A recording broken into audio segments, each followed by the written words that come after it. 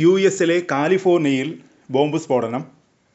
ശനിയാഴ്ചയാണ് ഒരു വന്ധ്യതാ ക്ലിനിക്കിന് പുറത്ത് ബോംബ് പൊട്ടിത്തെറിച്ചത്.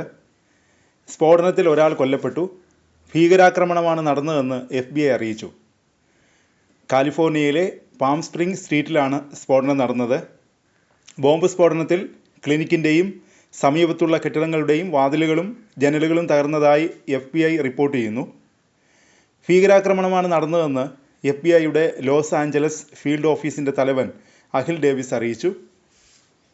തെക്കൻ കാലിഫോർണിയയിലുണ്ടായ ഏറ്റവും ശക്തമായ ബോംബാക്രമണത്തിൽ ഒന്നാണിതെന്നും അദ്ദേഹം വ്യക്തമാക്കി.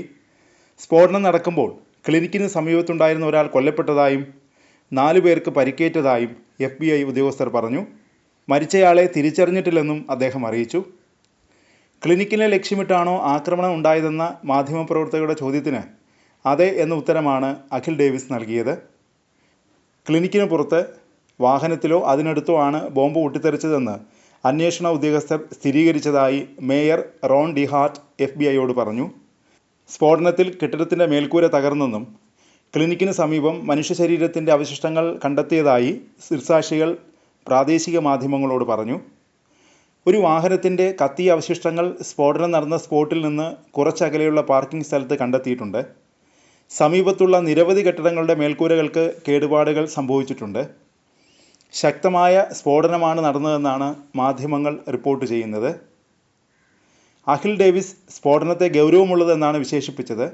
സ്ഫോടനത്തിൻ്റെ അവശിഷ്ടങ്ങൾ സംഭവ സ്ഥലത്ത് നിന്ന് 180 മീറ്റർ ദൂരത്തേക്ക് തെറിച്ചു വീണതായും അദ്ദേഹം അറിയിച്ചു.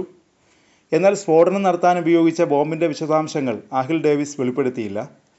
സ്ഫോടനത്തിൽ മരിച്ചയാൾ ചാവേറാണോ എന്ന സംശയവും പ്രാദേശിക മാധ്യമങ്ങൾ പോലീസിനെ ഉദ്ധരിച്ച് റിപ്പോർട്ട് ചെയ്യുന്നു.